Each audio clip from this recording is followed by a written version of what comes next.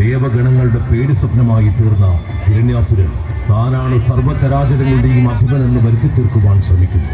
എന്നാൽ ധർമ്മപരിപാലകനായ മഹാവിഷ്ണുവിന്റെ ഭക്തനായ പ്രഹ്ലാദന്റെ ഭക്തിവിശേഷത്താൽ ഹിരണ്യാസുരന്റെ അന്തകനാകുവാൻ നാരായണൻ കാരണമാകുന്നു.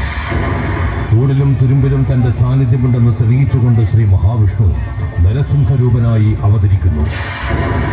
ശ്രീ പുരുഷോത്തമന്റെ നരസിംഹ അവതാര കഥയുടെ ദൃശ്യാവിഷ്കാരത്തിലേക്ക് നിങ്ങളേവരുടെയും ശ്രദ്ധയെ സഹർഷം സ്വാഗതം ചെയ്യുന്നു. വീര നരസിംഹ, വീര നരസിംഹ, വീര നരസിംഹ.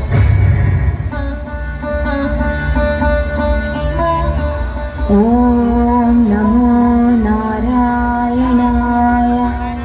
ഓം നമോ നാരായണായ. ത്രൈലോക്യനാഥനായ ഹിരണ്യാസുരന്റെ കൊട്ടാരത്തിൽ നാരായണ മന്ത്രമോ? ധിക്കാരം!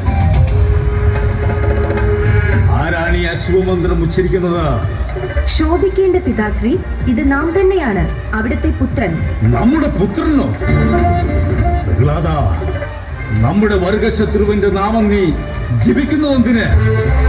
വിശ്വപരിപാലകനും സർവചരാചരങ്ങളിലും കുടികൊള്ളുന്നവനുമായ ഭഗവാൻ മഹാവിഷ്ണുവിന്റെ നാമം എങ്ങനെയാണ് അശുഭമാകുന്നത് പിതാശ്രീ?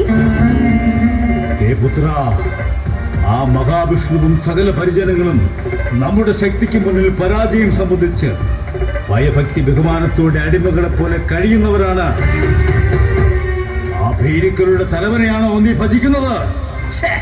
മ്ലേച്ഛം! ഇന്നു മുതൽ സമസ്ത ജീവജാലങ്ങളും ഓം ഹിരണ്യായ നമഃ എന്ന നാമം മാത്രമേ ഭജിക്കുവാൻ പാടുള്ളൂ. പിതാശ്രീ, ഈ അസുരവംശം തന്നെ ദേവസൃഷ്ടിയല്ലേ? പിന്നെ എങ്ങനെയാണ് അവിടുന്ന് ത്രിലോകനാഥനാകുന്നത്? നീ നമ്മുടെ പുത്രനാണ്. നീയും നമ്മുടെ ആജ്ഞ അനുസരിക്കേണ്ടവനാണ്. അല്ലാത്ത പക്ഷം പുത്രനാണെന്ന പരിഗണന പോലും ഉണ്ടായിരിക്കില്ല. പിതാശ്രീ, അവിടുത്തെ വാക്കുകൾ തന്നെ ഈശ്വരനിന്ദ ഉളവാക്കുന്നതാണ്. ഭഗവാൻ നാരായണന്റെ നാമമല്ലാതെ മറ്റൊരു നാമവും ഞാൻ ഭജിക്കില്ല.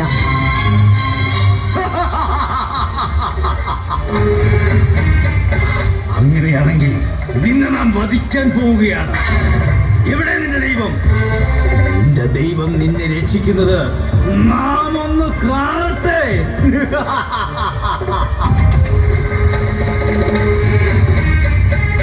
പിതാശ്രീ, ഈ തൂണിലും തുരുമ്പിലും സർവചരാചരങ്ങളിലും എന്റെ ദൈവം ഇരിപ്പുണ്ട്.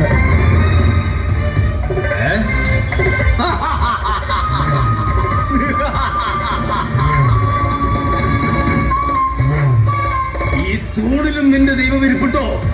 എന്നാൽ നാം അതൊന്ന് കാണട്ടെ.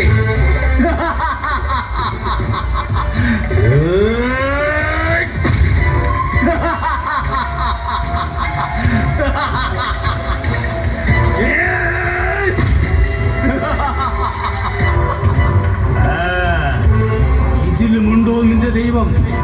നിന്റെ ദൈവം ഇതിലുമുണ്ടോ?